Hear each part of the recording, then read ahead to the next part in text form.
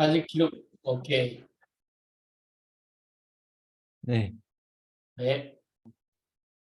5월 3일 ESBN 시작하도록 하겠습니다. 먼저 조아랑님께서 유클리드 소프트 5분 뉴스 간략하게 발표해 주시면 되겠습니다.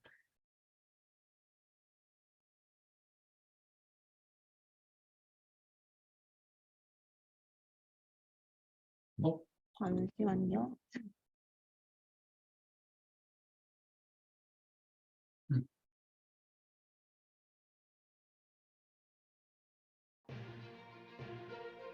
나온다.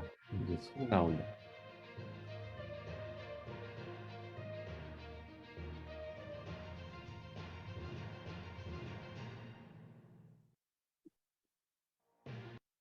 안녕하세요. ESBN 5분 뉴스의 조아랑 주임입니다.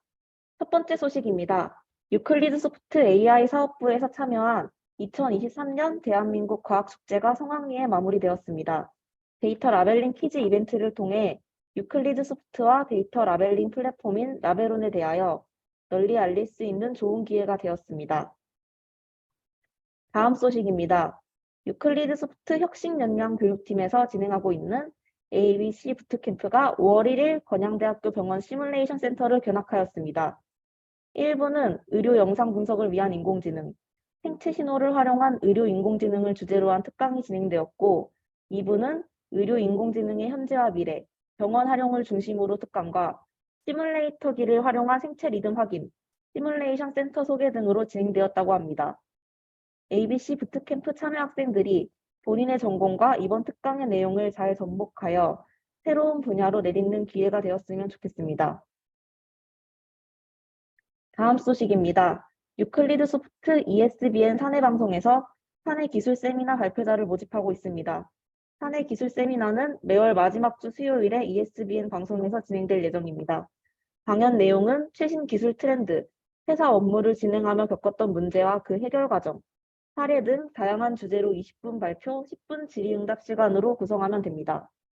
세미나에서 발표를 진행해 주시는 분들께는 문화상품권 5만 원이 지급될 예정입니다. 세미나에서 강연을 진행하고자 하시는 분들은 매월 10일까지 김민교 주임에게 강연 주제를 메일로 남겨주시면 됩니다. 지식 나눔을 통하여 더 나은 유클리드 소프트로 거듭날 수 있도록 임직원 여러분들의 많은 참여 바랍니다. 이상 ESBN 5분 뉴스였습니다. 시청해주신 여러분들께 감사드립니다. 다음 뉴스에서 뵙겠습니다. ESBN 뉴스는 24시간 임직원 여러분들의 제보를 기다립니다. 사업 확정, 진행, 성과, 행사 등 다양한 사내 소식에 대한 제보가 있으신 분들은 아래 메일로 제보 부탁드립니다. 사진 자료가 있을 경우 함께 보내주시면 더욱 풍성한 ESBN 뉴스를 만들어 나갈 수 있습니다. 감사합니다.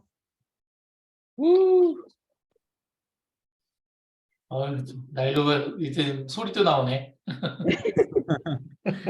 네, 이어서 박주환 대표님께서 마이클 포트의 경쟁 전략 제 6장 이제 토론 발표해 주시면 될 것 같습니다. 네, 오늘 발표 안 했는데 준비 안 되는데요. 그냥 오늘 제가 오늘은 되게 여러 가지 일이 많았습니다. 그래서 이걸 준비를 못했어요. 하지만 얼굴은 봐야 된다 해가지고 이렇게 일단은 빨리 끝내려고 들어왔습니다.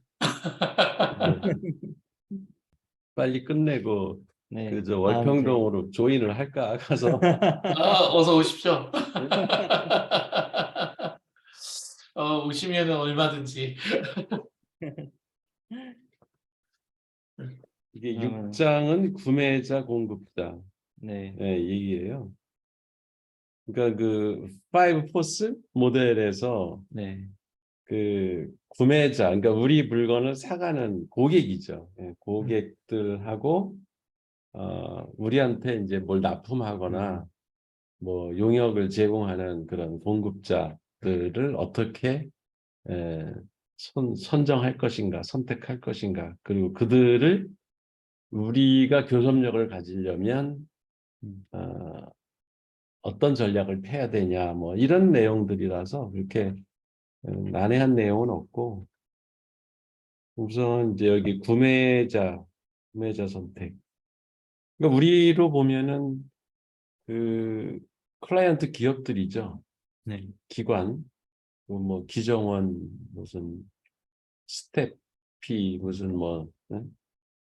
그런 뭐야 그 창진원 이런 데가 다 우리 구매자죠. 우리 회사 입장에서 보면은 음. 그렇죠. 구매자를 선택할 때 여기 책에 있는 키워드만 갖고 뭐 얘기하죠. 네. 네. 구매 선택할 때 전략의 기본 구조. 그러니까 네 가지 구매자 특성을 측정하기 위한 기준이 있는데 그 중에 하나가 구매 요구, 기업의 그 능력 성장 잠재력. 이런 거가 그 구매자 특성을 측정할 때 하나의 기준이 될 수 있다 이런 얘기가 나오네요. 구조적 입지도 되게 재미있었어요. 구조적 입지.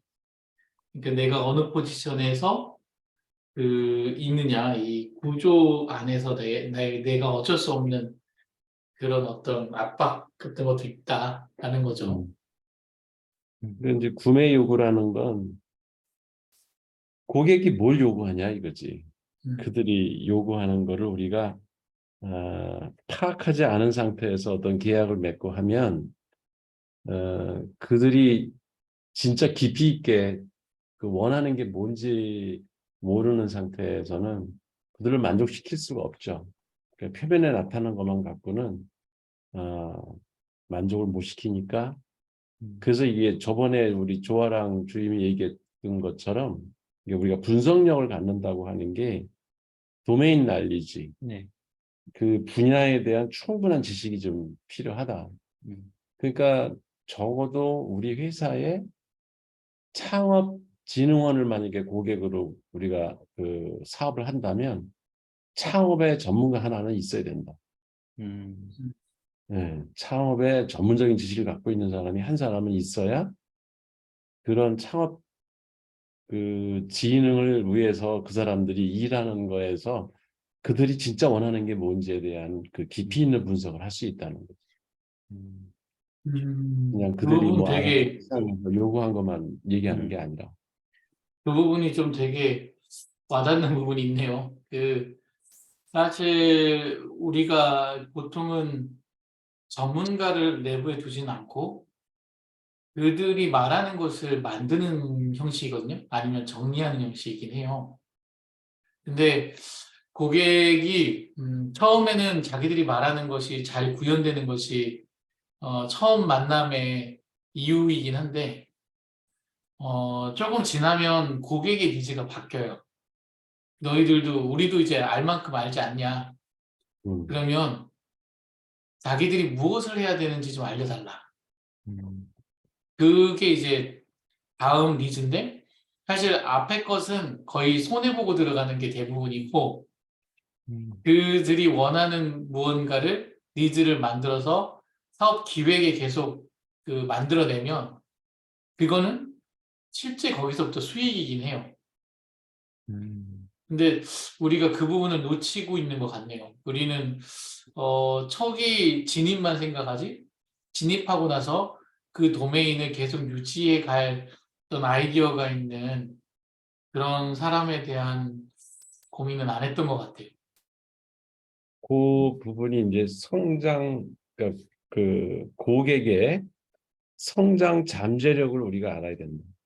음, 이게 일종의 이제 그 경영에서 이제 마케팅에서 선제 마케팅이라는 게 있거든요. 선제 네. 마케팅.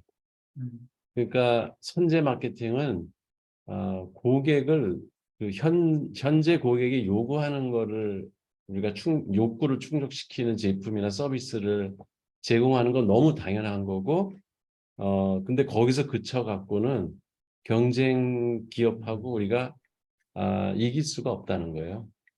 선제 마케팅이라는 거는 고객이 앞으로 뭐를 요구할지 지금 이제 맞아요. 피상적으로 드러난 거 말고 음, 앞으로 저들이 어떤 식으로 우리 제품을 쓰면서 새로운 욕구가 생길지를 먼저 알아내 가지고 자극을 해서 그들이 구매 욕구를 불러일으키게 만드는 그거를 선제 마케팅이라고 하거든요. 그거 같은 거죠. 그러니까 네, 맞아요. 창업진흥원이 현재 그들이 하고 있는 업무를 우리가 파악해서 시스템을 만들어주는 건 당연한데 그들도 발전을 한단 말이야. 그렇죠. 그리고 요구사항은 변할 거고 시스템이 없을 때는 지금 시스템을 갖고도 만족하겠지만 쓰다 보면은 또 새로운 욕구가 나올 때 어떤 욕구가 앞으로 나올 것인가를 우리가 미리 선제적으로 파악을 해서 그 욕구를 건드리면 그러면 이제 새로운 계약으로 또 이어질 수가 있고 그 다음 사업을 수주하는데 우리가 상당히 유리한 고지에 설 수 있다는 거. 그게 이제 성장 잠재력을 어, 파악해야 된다는 거죠. 그게 우리가 많이 실패한 얘기인 것 같아요. 우리는 보통은 PM이 이제는 구축하고 나면 PM이 유지보수를 하거든요.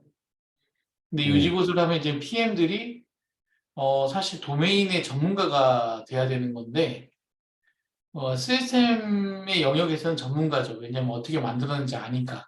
음, 근데 소비에 대한 부분은 사실 고민하지 않아요. 그러니까 그런 부분들이 채워지지 않으니까 그걸 얘기하는 다른 어떤 그 회사가 나타났을 때는 그 회사의 어떤 새로운 면모는 되게 좋으니까 거기를 칭찬하고 기존의 어떤 그 잘 굴러가게 하고 있는 거 그건 당신이 아니어도 우리가 아니어도 할 수 있는 것이라고 하는 착각을 하긴 하지만 그럼에도 선점하지 못하는 이 부분은 계속 우리가 반복된 문제인 것 같다는 생각이 그냥 갑자기 드네요.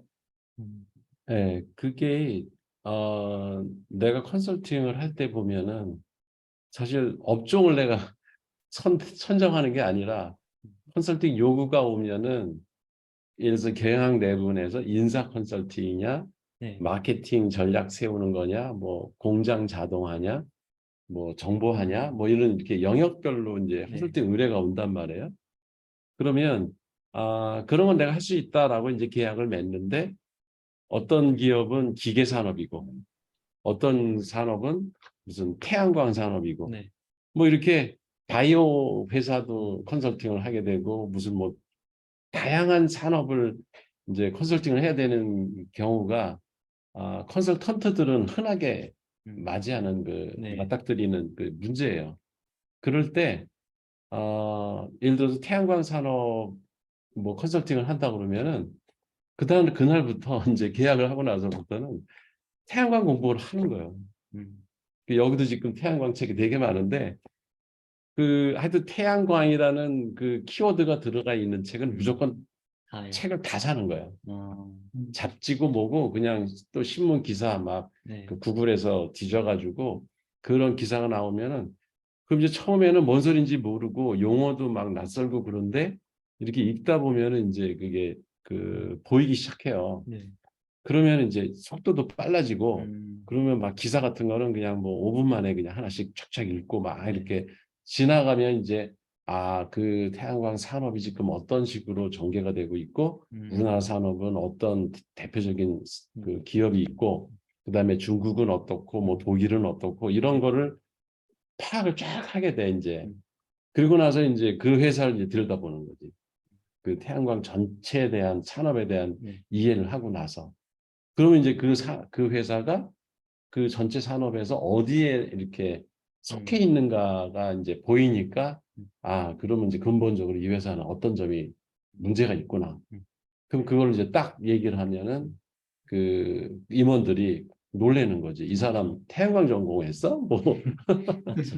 근데 태양광에 대해서 그만큼 공부를 하시고 어떤 분야에 대해서 10권 이상, 네. 20권 이상의 책을 읽으면은 그 분야인 전문가들과도 대화가 가능하다고 그치. 하는데 그 사람들하고 네, 그냥 그 그만큼 분야에 네, 대한 얘기를 할 수 있고 그만큼 뭐. 공부를 하시고 하신 거죠. 그러니까 내 생각에는 우리 회사도 예를 들어서 뭐 전파진흥원하고 그 사업 계약을 하려고 그런다 그러면은 그 PM은 그 일을 맡은 그 뭐 제안서를 쓰거나 기획서를 쓰거나 하는 PM은 적어도 그 전파 관리법이라든가 그 우리나라 전파 산업이라는 게 네, 어떻게 흘러왔고 흘러가는지 그리고 지금 앞으로 우리나라의 전파진흥원에서 할 일이 어떤 식으로 역할이 그러니까 변해갈 건가 네. 이런 거에 대해서 쫙 공부를 하고 그리고 제안서를 쓰고 그 사람들이랑 프레젠테이션도 하고 하면 그러면 훨씬 경쟁력을 갖지 않겠느냐. 이게 그 얘기 같아요. 맞습니다. 네, 그렇죠. 근데 도메인 그것뿐 아니라 그 어쨌든 구축한 시스템이 어떻게 그 발전해 가야 되는지에 대한 그 기술이 계속 그 트렌드가 바뀌잖아요. 그렇지. 그 트렌드에 맞춰서 이 시스템의 업그레이드, 이 사람들의 어떤 니즈의 업그레이드도 같이 제안해 줄 수 있어야지 되는 것 같아요. 그게 계속 시스템에 머물러 있고 이것 때문에 안 돼요. 저것 때문에 안 돼요. 얘는 한계가 있어요라고 하는 것뿐으로 모든 것을 그 막기 시작하면 고객이 그 다음에는 그 안 되니까 바꿔야 된다는 생각을 할 수 있는 거예요. 음. 음.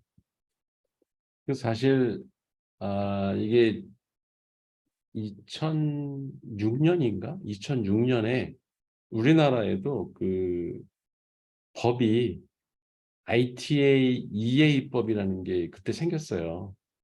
그게 뭐냐면 ITA가 Information Technology Architecture 그리고 EA가 Enterprise Architecture.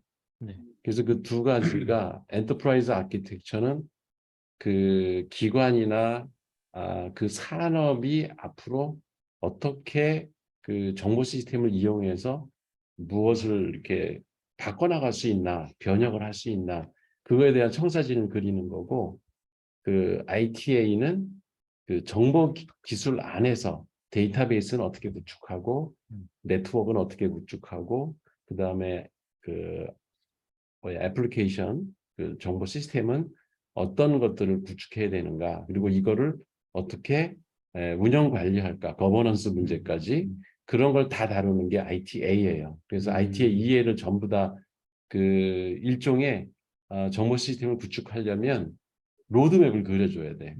네. 이 지금 요구한 것만 그냥 시스템을 만들어주는 게 아니라 당신네들은 지금 그 조직의 발전 과정을 봤을 때 지금은 이런 시스템이 필요하지만 그 다음 단계는 어떤 시스템이 1년 후, 5년 후 필요할 거다라고 로드맵을 딱 그려가지고 단계별로 네. 시스템을 이런 식으로 업그레이드 해나가야 된다라고 비율을 제시하고 그리고 현행 그 예산과 주어진 시간 안에서 시스템을 만들어준다. 그렇게 돼야 돼. 그러면은 그 다음 그 단계 그 할 일들을 미리 땡겨가지고 막 섞어가지고 그 뭐 다 해주겠다. 그쪽에서 요구하거든. 이제 이렇게 네네. 시스템을 만들다 보면은 새로운 요구가 막 나와요. 근데 처음에 이렇게 IT의 2의 로드맵을 딱 그려줬으면 네.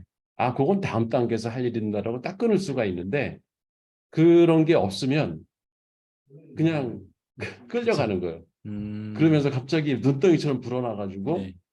처음에 요구하지도 않았던 RF상에서 없었던 요구를 네. 안 들어줄 수가 없다고 이게 돈을 네. 받았기 때문에.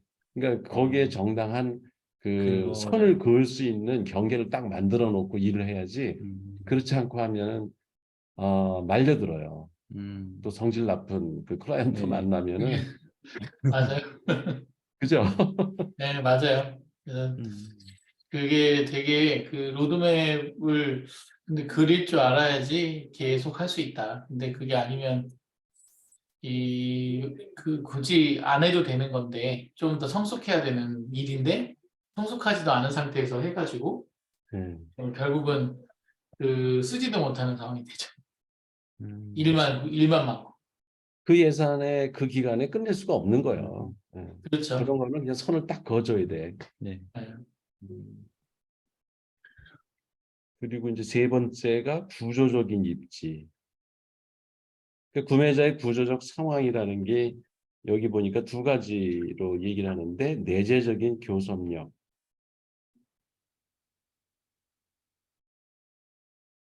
그러니까 교섭력이라는 게 구매자도 그것도 하나의 기업이니까 걔들도 그 자기네 전략을 마련하겠지. 그러면 네. 교섭력을 갖고자 할 거라고 자기네들 나름대로. 그래야 경쟁에서 우위에 설 수 있으니까.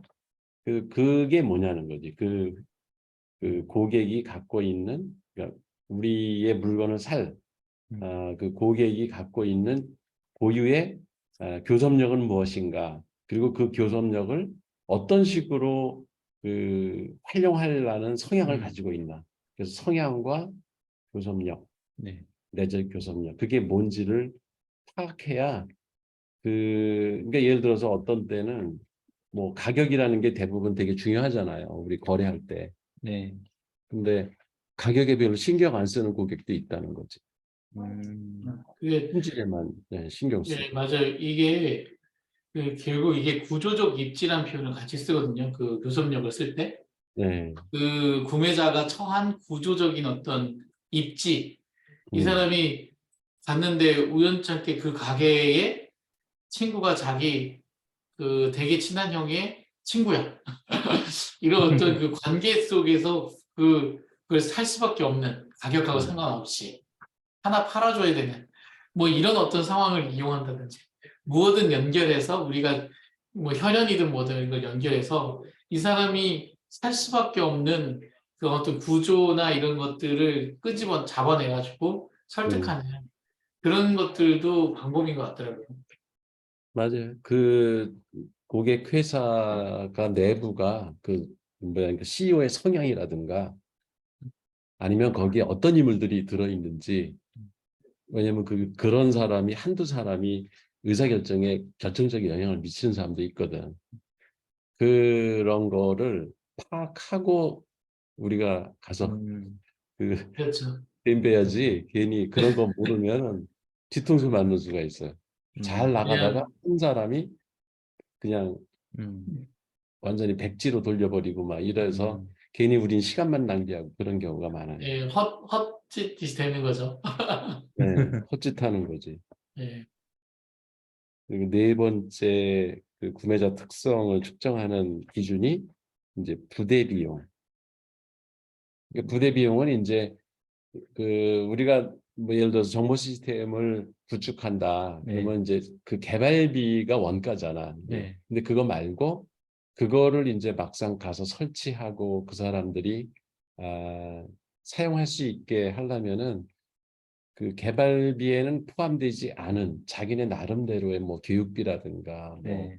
무슨 뭐 이 프로젝트에는 포함 안 됐지만은 뭐 하드웨어를 뭘 또 네트워크를 더 깔아야 된다든가 뭐 이런 부대 비용들이 추가로 들어갈 수가 있거든. 근데 그런 게 장벽이 되는 경우도 있다는 거죠. 예, 그래서 구매자가 어쩔 수 없이 들어가야 되는 부대 비용이 어떤 것이 있을까가 우리가 어느 정도는 알고 있어야 거기에 우리가 선제적으로 대응을 해주면 고객들이 우리 시스템을 기분 좋게 받아들이는데 우리 시스템은 잘 만들었는데 자기네들이 그 부대 비용이 들어가는 네. 바람에 그걸 이행을 잘 못하고 그 쓰면서 어려움을 겪고 하면은 좋은 시스템을 활용을 못하는 그래서 결국 결과적으로는 야, 그 시스템 괜히 만들었다 이런 소리 나오게 만드는 이런 경우도 있어서 그런 것까지 우리가 좀 감안해 줘야 된다. 그 사실 그런 내용이 그 EA에 포함이 돼요. 아까 이제 그 전산적인 차원에서 네. 정보 시스템을 어떻게 활용하고 이용할 것인가에 대한 우리가 개략적인 그 진단을 해주고 너희들이 이 시스템을 사용하면은 어떤 효과가 날 것이고 어떤 문제가 생길 수 있으니 그거에 대비해서 다음 프로젝트에서는 예산을 미리 잡아가지고 이런 시스템도 구축해야 됩니다. 또 어떤 경우에는 시스템이 들어가면은 조직에 이렇게 뭐랄까 저항이 일어나요. 그러니까 이걸 주도한 사람들은 이 시스템 쓰면은 사람들이 막 그러니까 우리 인사관리 시스템이 이제 대표적이거든. 네. 인사관리 시스템을 쓰면은 좋다라고 생각하는 사람들이 이제 추진을 했는데 막상 그거를 쓰려고 하다 보면 네. 조직에 저항이 일어난단 말이야. 반발이 있죠. 그거는 프로젝트에 포함 안 돼 있거든. 그러면은 그걸 어떻게 당신네들이 미리 설득을 예산을 할지. 잡든지 네. 해서 네. 뭐 누구의 컨설팅을 받아가지고 미리 그런 조직에 그 설득을 한다든지 그거 네. 사용 방법에 대해서 교육을 한다든지 이런 그 이렇게 그 완화해주는 과정까지 우리는 어찌 보면은 코칭을 좀 해줄 필요가 있다는 거지. 우리도 그런 경우 많이 겪죠. 예를 들어서 뭐 창진원에서 뭘 해달라고 그래서 시스템을 네. 우린 만들어줬는데 네. 저희들이 쓰려고 보니까는 그거를 자기네들 내부에서 네. 그 내부의 알력이나 아니면 자기네들끼리 그 뭐야 사용할 줄 모르는 사람도 있고 뭐 이래서 이것까지 좀 진단을 해주고 뭐 자기네 내부에 네. 저기 경영 무슨 컨설팅 좀 해달라 막 이런 요청을 하고 그러지 않아요? 아, 네, 그런 경우가 어, 보통은 그렇게까지 요구하진 않는데요. 근데 뭐 좀 네. 더 사달라. 그리고 아니면, 뭐, 한 줄 정도의 그 RFP를 주고, 음. 그게 갑자기 이제 몇 억짜리가 되는, 뭐 이런 어떤 것들은 있는데요. 그, 1억 팔기식보다는 옛날에는 관행처럼 뭔가 이렇게 그 수주를 하게 되면 뭐 그 사람하고 얼마 동안 뭐 이렇게 뭐 해줘야 되고 뭐 사줘야 되고 뭐 이런 것들이 있었는데 요즘은 많이 없어진 편이긴 해요. 대신 음. 어 그런 것보다는 이 애매한 그 과업 범위에 따라서 이제 추가적으로 더 하게 되는 그리고 이제 미처 파악하지 못한 것들이 이제 계속 나오거든요. 사실 하다 보면. 그리고 계속 또 개발하면서도 시스템이 변하기 때문에 또 환경이 변하고 계속 변화가 올라와요. 이런 것들이 의외로 큰 경우가 많습니다. 그런 부분들을 부대 비용이라고라도 할 수 있을지 아니면 그거 그냥 프로젝트 내에서 감당해야 될지 모르겠지만 그게 또 안 되면 또그 검수를 받는데 영향을 받기 때문에 또 하게 되는 상황이 되죠. 그런 비용을 감안해야 되는 거죠. 플러스 음. 알파의 비용.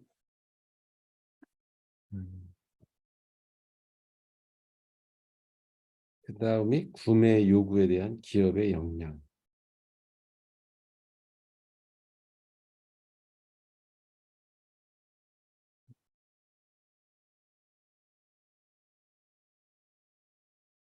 그 구매자의 특성을 특정한 요구를 기업의 능력 수준에서 맞추는 것은 당연하다.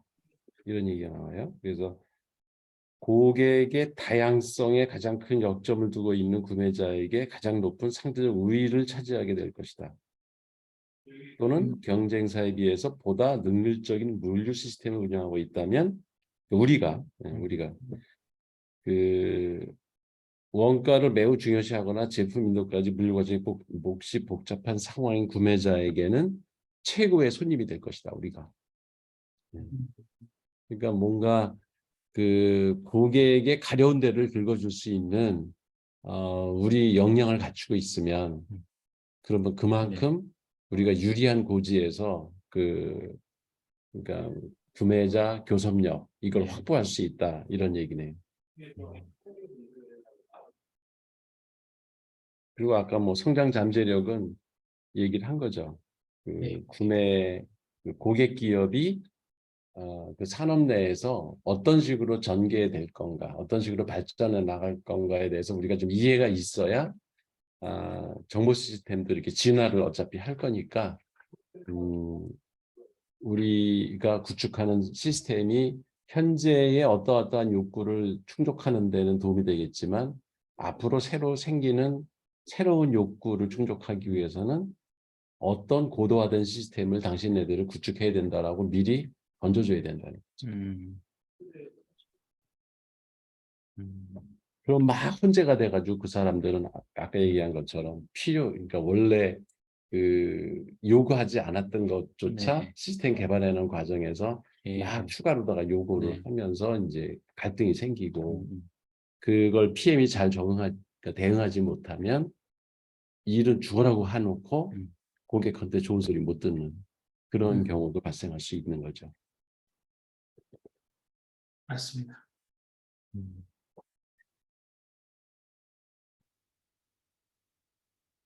여기 뭐 일반 가계 구매자들은 우리가 고려할 필요가 없겠지. 우리가 일반인들을 상대로 뭘 소비재를 파는 건 아니라서.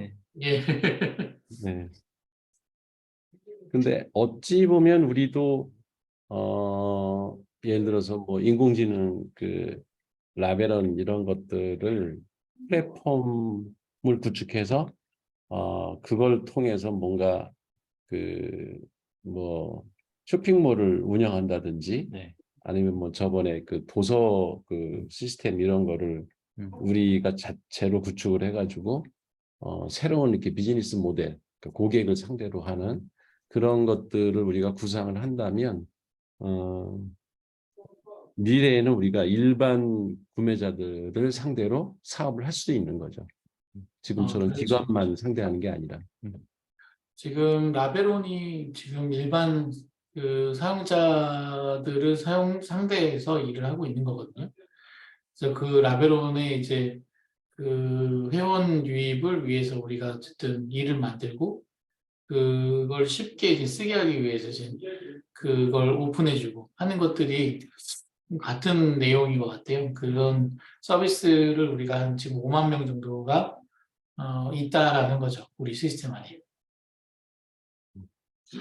5만 명이면 그게 적은 게 아니에요. 네. 그, 왜 우리 교육팀하고 그 네. 요새 열심히 하는 버, 버켓 버켓 뭐죠? 그 버킷셀러? 회사요? 네. 최진한 대표 회사요? 최진한 대표가 하는 거. 네, 그게 버킷리스트. 버킷리스트. 네. 그게 그들이 지금은 이제 성장을 해가지고 완전히 기업으로다가 커져서 뭐 전국 그 저기 뭐야 마케팅 그 작업도 하고 막 유명 배우들 사진 찍고 막 할 정도로 성장이 됐는데 그게 그렇게 사업화된 게 버킷리스트 그 사이트를 애들이 만들어 가지고 2만 명이 넘어가니까는 여기저기서 펀드가 들어오대. 그래요? 네. 아니, 우리 사이트도 5만 명이나 되는데? 이게 알려져야 되는 것 같아. 그러니까 2만 명이 넘어가니까 막 투자 그 제안들이 막 들어와가지고 걔들이 4학년 때 벌써 그 뭐 몇 천만 원, 뭐 몇 억 막 투자하겠다는 사람들이 등장을 해가지고 그걸 받으냐 마느냐 뭐 이런 거 가지고 교수들하고 회의한 적이 있어요. 근데 함부로 받지 마라 그랬지. 그게 악마의 손일 수도 있으니까 그냥 넘기고 그 돈 받고 끝나는 경우가 있다. 근데 걔들이 현명하게 잘 판단해서 넘기지 않고 네. 그걸 이용해가지고 얘들이 사업화 해가지고 그 동창생들 뭐 후배들 네. 해가지고 네. 꽤 그 유망한 기업이 됐어요 지금. 그 조주임 우리가 그 5만 명 정도 되나요? 저희 4만 명 정도입니다. 4만 명. 4만 명?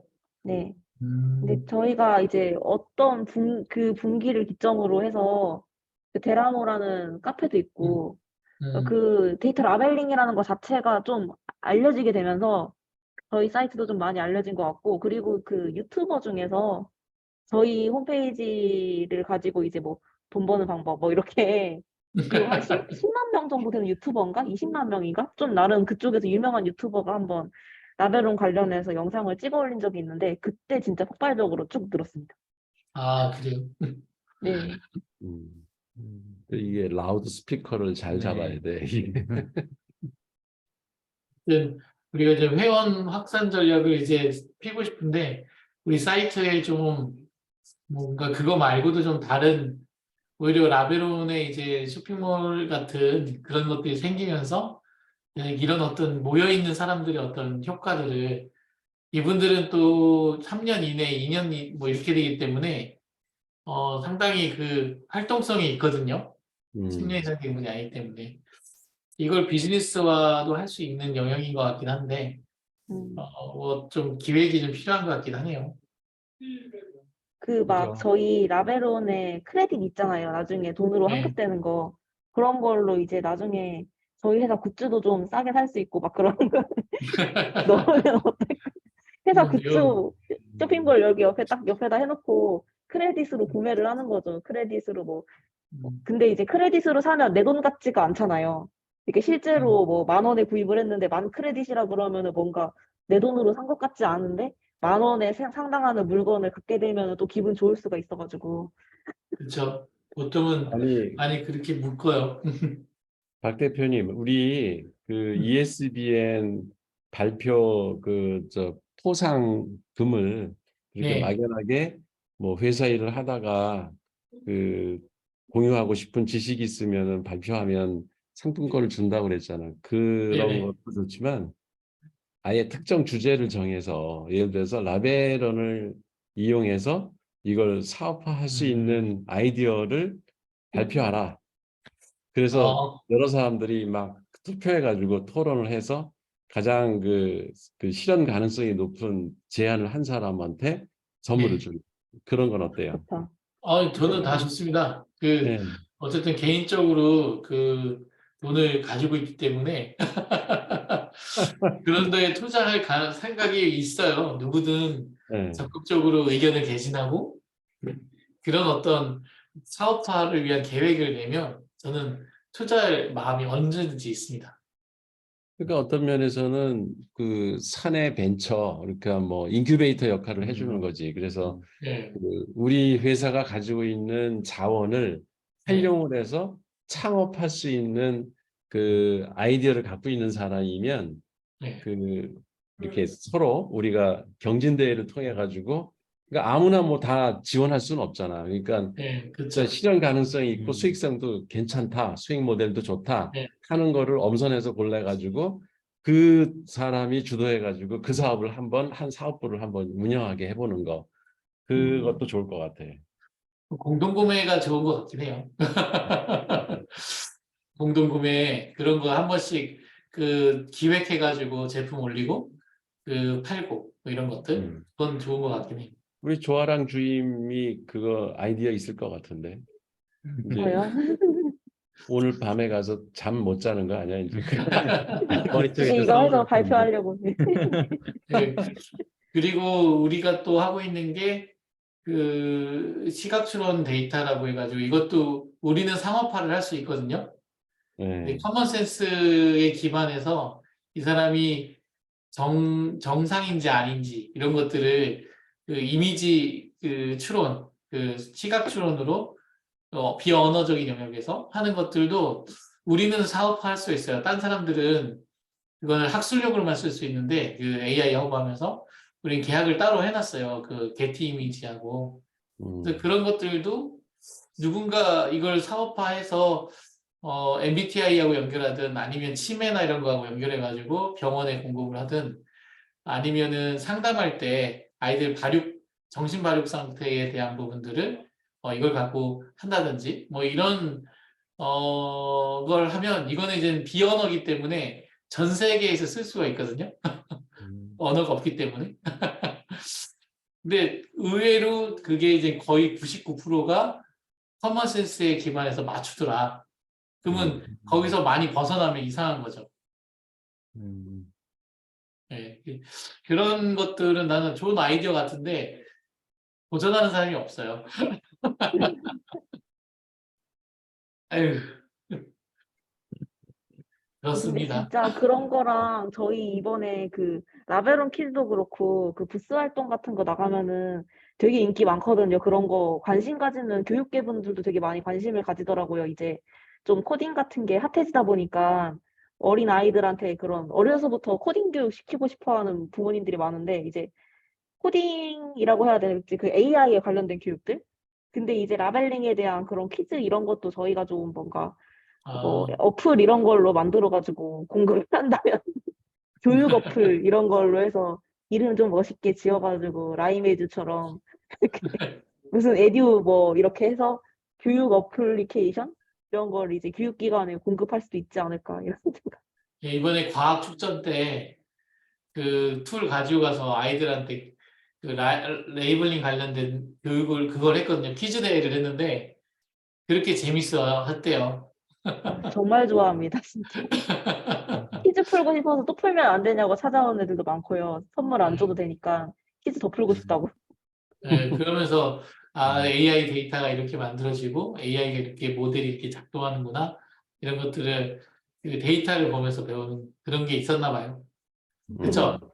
네네네. 근데 이게 생각보다 교육 효과가 좋더라고요. 그게 이제 AI라고 생각하면은 좀 보통 음, 일반인들한테 이미지가 AI가 좀 멀게 느껴지잖아요. 터미네이터 뭐 이런 거 생각하고. 근데 이제 실제로 우리 일상생활 속 AI는 그렇지 않다는 거, 그리고 이런 과정으로 우리가 인간이 AI를 만드는데 개입을 하고 있고 이런 방식으로 진행이 된다 이런 것들을 이제 아는 걸 굉장히 재밌어 하더라고요. 그래서 신기해하고 있고. 그래요. 그것도 하나의 컨텐츠가 될 수 있겠네. 음. 그래서 그 뉴스에서 그런 것도 저기 얘기를 해요. 그런 아이디어 있으면 발표해라. 네. 음. 그 다음에 거는 구매자의 교섭력. 그러니까 이제 상대적으로 교섭력이 약한 구매자를 그 식별하는 기준이 있대요. 그러니까 이게 이제 우리가 공격하기 쉬운 구매자인데 교섭력이 없는 이 고객들은 어떤 특징을 가지고 있냐면 그러니까 판매자의 판매량에 비해서 상대적으로 소량을 구매하는 구매자. 그러니까 이제 구멍가게 이런 데가 이 대형 뭐 라면 회사나 이런 데 입장에서 볼 때는 그냥 교섭력이 없는 네, 거지. 그쵸. 그냥 우리가 주는 대로 파는 거고. 그다음에 적당한 대체 공급원이 없는 구매자. 어려서 살 때가 우리밖에 없는 거. 음, 그리고 쇼핑이나 거래 또는 흥정에 많은 비용이 드는 구매자. 그러니까 요새 사실 인터넷이라는 게 고객들한테 상당한 그 쇼핑 능력을 준 거예요. 맞죠. 옛날에는 온갖 뭐 곳에서 자기 비교해요. 동네 그 가게밖에는 갈 데가 없는데 지금은 전 세계 가게를 다 뒤질 수가 있잖아. 맞죠. 예.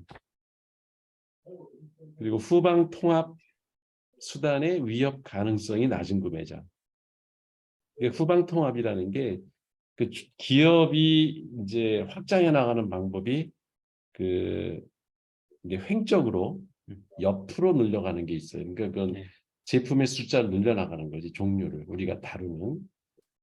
그게 이제 횡적인 통합을 얘기하는 거고, 수직 통합은 전방 후방으로 우리 회사의 그 저기를 뭐야 이렇게 볼륨을 키워나가는 거예요. 그러니까 자동차 회사가 제일 예를 많이 드는데 현대자동차는 엔진도 만들고 그다음에 이런 타이어 부품 네. 이런 것까지 다 자기네들이 만들 수가 있잖아. 그쵸. 이게 덩치가 크면은 그게 이제 수직 통합이라는 거지. 그쵸. 수직도. 예. 그러니까 우리가 후방 통합도 할 수 있다는 거는 우리 뒤에 이어질 사업까지도 네. 우리가 벌일 수 있다. 이렇게 하면 이제 구매자가 사실 위협을 느끼는 거지. 예. 그렇죠. 그다음에 공급 대상자의 전환에 따른 고정비 부담이 높은 구매자. 그러니까 전환 비용이 높은. 음. 다른 데로 바꾸려면 돈이 많이 드는 거야. 자기네들한테. 애플이 제일 잘하는 거. 그치? 애플 생태계 아니, 구축하고. 네. 그러니까요. 이게 그다음 주제는 구매자가 가격에 얼마나 민감한가. 근데 어떤 구매자들은 가격에 별로 신경 쓰지 않는 구매자들이 있는데 그런 예가 이제 구매 대상품이 구매자의 생산비나 구매 예산에서 비중이 별로 없다. 그러면 물건을 사는 데서 따르는 비용이 그렇게 자기네 전체 예산에 전체 비용에서 차지하는 비용이 너무 적으니까 가격에는 그렇게 민감하지 않고 오히려 납기를 잘 맞췄느냐 네. 뭐 이런 거에 또 품질은 좋은가 뭐 이런 거에 신경 쓴다는 거죠. 그리고 구매품에 생긴 결함이 생산 원가에 큰 영향을 미치는 경우. 그러니까 우리한테 물건을 사가지고 왔는데 그게 만약에 그 불량이 났으면은 자기네 그 원가에 상당히 부담을 준다. 그러면은 가격에는 민감하지 않는 거지. 품질만 좋게 해다오. 달라는 대로 돈은 줄게. 네, 이런 그 가격이 하지 않은 그런 고객들이 있다는 거죠. 그다음에 제품의 효능으로 절감 효과가 크거나 성능이 개선되는 경우. 네, 이것도 이해하기 쉽죠. 음. 가격이 이제 품질이 더 중요하지 가격은 별로 중요하지 않다는 거지 이런 생각들. 근데 우리 고객들은 어때요? 우리 고객들은 보통은 이제 시스템 쪽은 가격에 큰 그거는 없으세요? 그게 이제 예산이 이미 정해진 경우가 많죠. 네, 우리는 정해진 경우가 많죠. 그래서 정보 가격에 큰 사업이다 요인이 보니까. 없더라고요. 음, 그게 뭐 깎는다 해가지고 우리가 유리하고 뭐 그런 게 아니라 네. 오히려 그냥 정당한 그 입찰 가격으로다가 그 사업을 따고 예, 우리 그렇죠. 내부에서 수익성을 높이기 위해서 그 경영 효율을 기해 가지고 원가 스스로를 절감하는 노력으로 수익성을 내는 게 우리는 네. 현명하지 뭐 싸게 들어가 가지고 그 상대하고 경쟁해 가지고 이긴다는 식으로 접근하는 거는 우리 회사의 전략은 아닌 것 같아요. 네. 근데 의외로 시장에서는 그 가격이 민감한 사람들이 많더라고요. 유튜브나 이런 것들, 쇼핑몰 같은 것들 하는 사람들 보면 그 전략적으로 되게 싼 거를 한 번씩 풀어요. 근데 그 100원 비싼 거와 100원 싼 거에 그 사람들이 몰려드는 그 정도가 상당히 다르다고 하더라고요. 음, 되게 그 조금 더 싼 거가 민감도가 되게 높기 때문에 어쨌든 그런 거를 하는 사람들이 보면 가격에 되게 그 민감하게 생각해요. 맞아요. 일반적으로 소비재는 그렇죠. 네, 그런 것 같아요.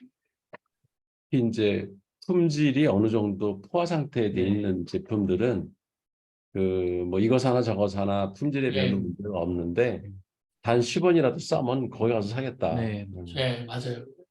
음, 그 의외로 그런 전략이 되게 단순하지만 잘 먹히는 전략이다라는 생각이 들더라고요.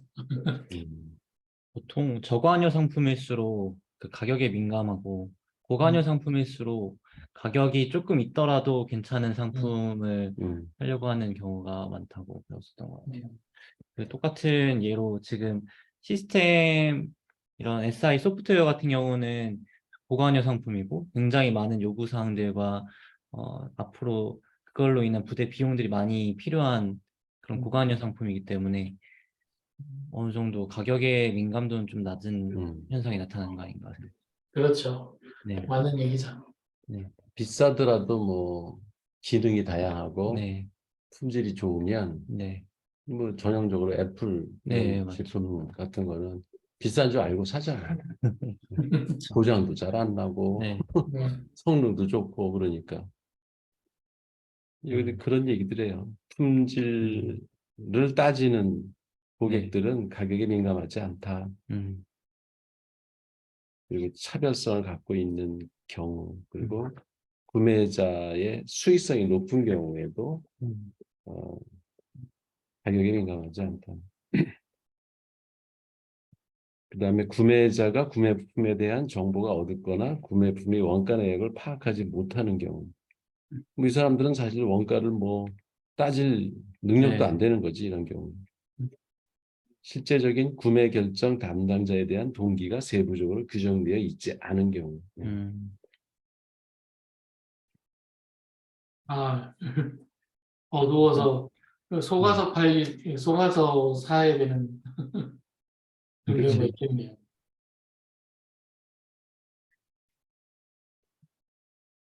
이런 것들을 볼 때 물건을 많이 사는 사람들조차도 어떤 경우에는 가격에 민감하지 않은 경우도 있다. 음,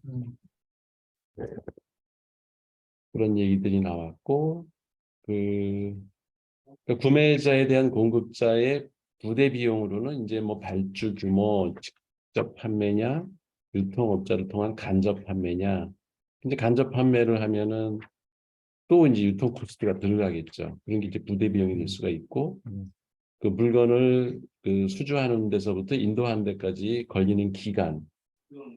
그 제조회사들 보니까 그 그러니까 고가 부품 네, 이런 거를 어, 외국에서 이제 수입해야만 되는 뭐 네, 일제나 무슨 독일, 이탈리아제 이런 특수 부품들은 국내에선 살 수가 없는 거예요. 음, 그러면은 그거는 그 물건이 없으면 기계를 못 만들어. 네, 근데 이거를 한번 발주를 하면 구매하겠다고 이제 네. 그 외국에다가 주문을 하면은 보통 빨라야 3달 네. 이런 경우가 있어요. 그러면 여기 이제 네.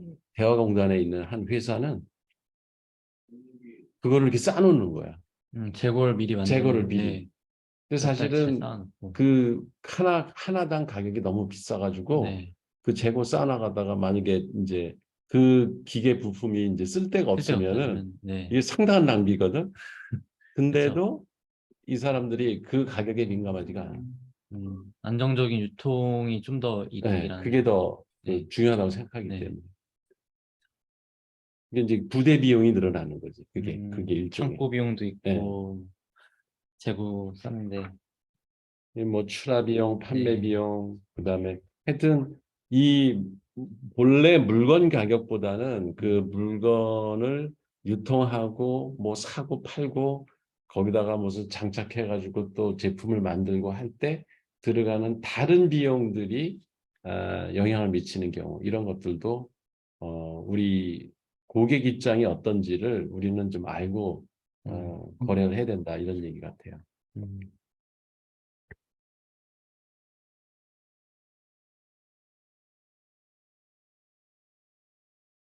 뭐 얘기는 거의 다 된 것 네. 같아.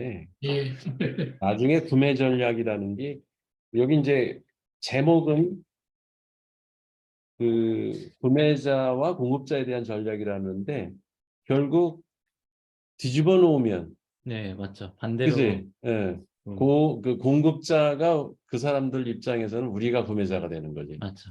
예. 음, 그래서 그 논리는 비슷하게 적용이 되기 때문에 구매 전략 부분은 음, 뭐 짧게 얘기가 됐더라고요. 네. 네. 그래서 요 부분에서는 제일 중요한 게 그거 같아. 그 고객이 뭘 요구할 건지 현재만 파악하지 말고 선제적으로 미래에 이들이 욕구가 어떤 식으로 발전해 나갈 것인지에 대해서 먼저 파악하는 것. 음, 그리고 당장 우리가 공급하는 제품에 대해서만 생각하지 말고 그거하고 부수적으로 그거를 그들이 쓰게 되는 데까지 들어가는 기타 비용까지도 다 고려해서 우리가 제품을 만들어주고 그다음에 쓸 수 있게끔 해주는 그런 좀 포괄적인 전략 이런 게 이런 공급자나 구매자를 우리가 다룰 때는 고려를 해야 된다. 이게 이 챕터의 핵심 내용인 것 같더라고요. 네.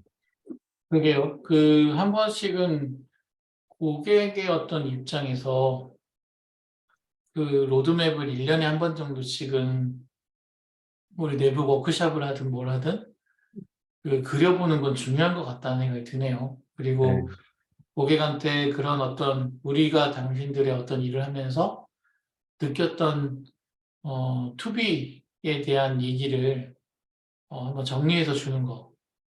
그렇죠.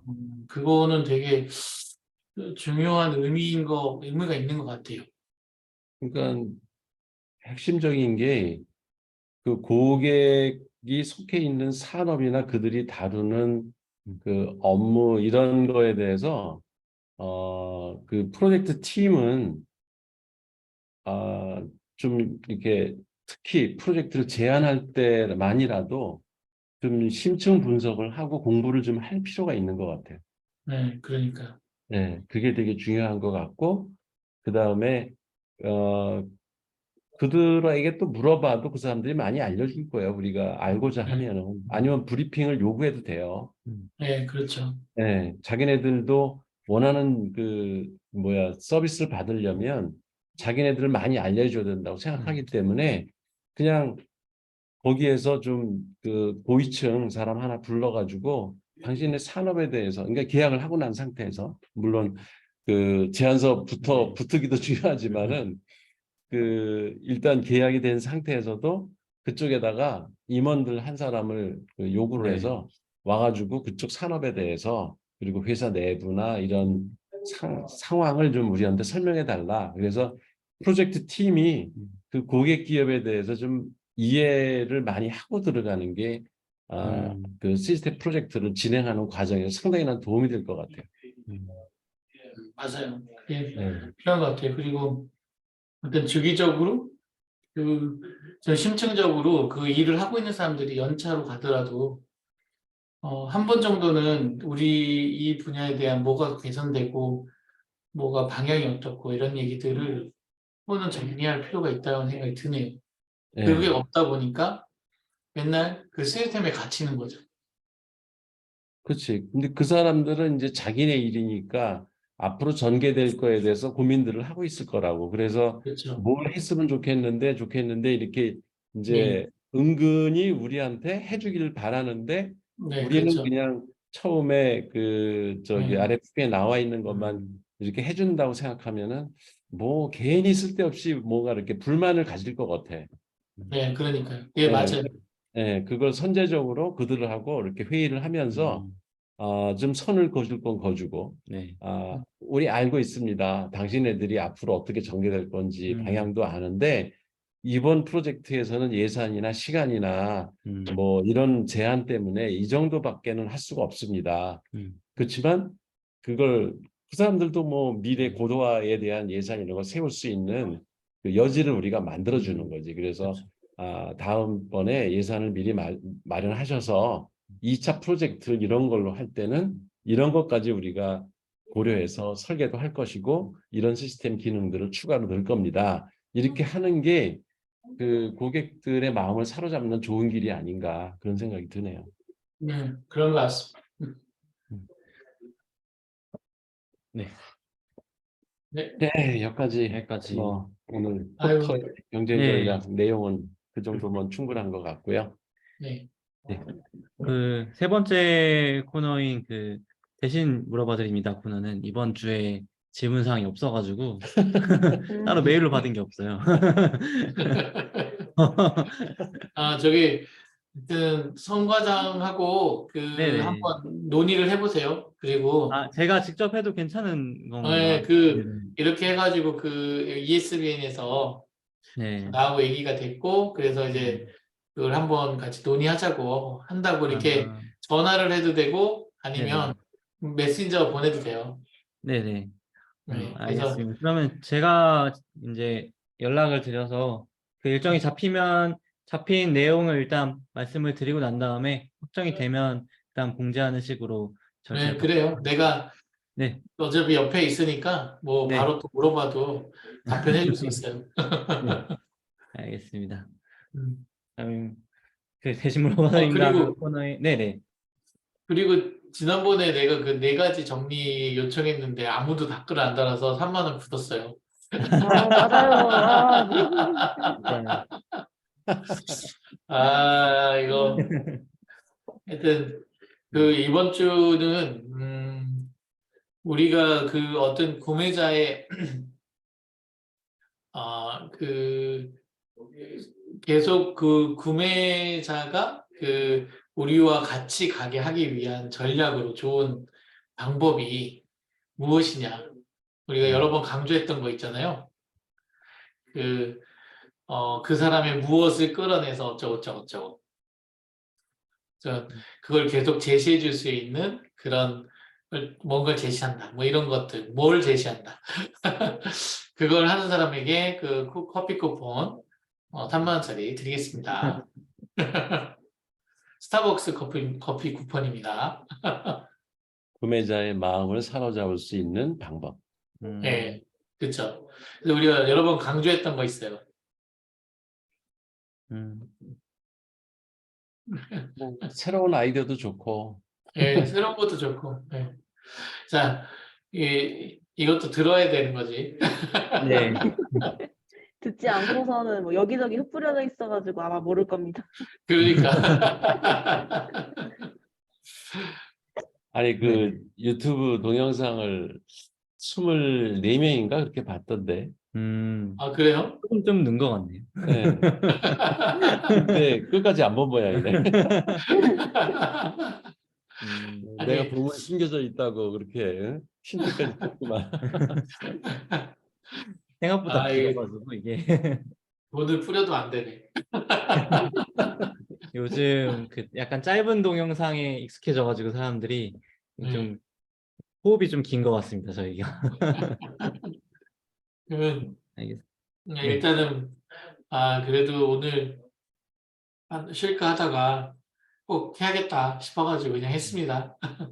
네, 하는 김에 계속 해야죠. 예. 맞습니다. 맞습니다. 조아랑 주임이 다음 주에 쉬자고 하던데. 저만 쉬어도 됩니다. 저 그 제안서 쓰느라고 야근하려고 생각하고 있어가지고. 음. 그렇죠. 다음 주에 우리 네. 그 되게 바쁜 한 주가 되겠는데요. 다음 주에 저 그러면은- 야근해야 돼서. 네.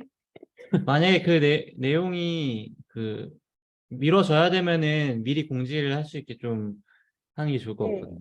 그래서 네, 어떻게 그럽시다. 할까요? 그럼 다음 주 한 주는 연기를 하는 쉽시다. 걸로.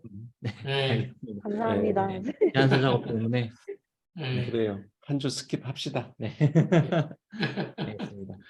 고생하셨습니다. 네. 오늘 5월 3일 첫 번째 5월 첫째 주 수요일 ESBN 이것으로 종료하도록 하겠습니다. 고생하셨습니다. 수고하셨습니다. 고생하셨습니다. 고생하셨습니다.